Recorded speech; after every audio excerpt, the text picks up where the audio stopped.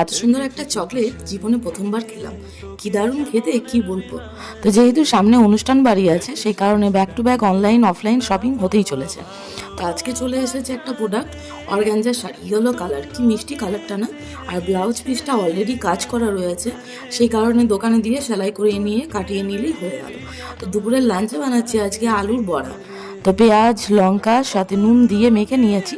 এখন হালকা হাতে চাপ দিয়ে বসিয়ে দিয়ে ওপর থেকে বেশ কয়েকটা জিরে ছড়িয়ে দিলাম, তারপর উল্টে দিলাম। অন্য পাশটাও ভাজা হয়ে গেলে লাল লাল করে ভেজে তারপর গরম ভাতে খাবো।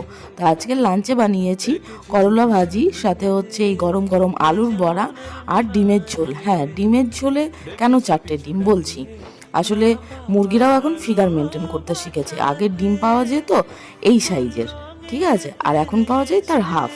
তো সেই কারণে 4টে ডিম ছাড়া আমার কিন্তু হয় না, মানে দুটো আমাকে খেতেই হবে।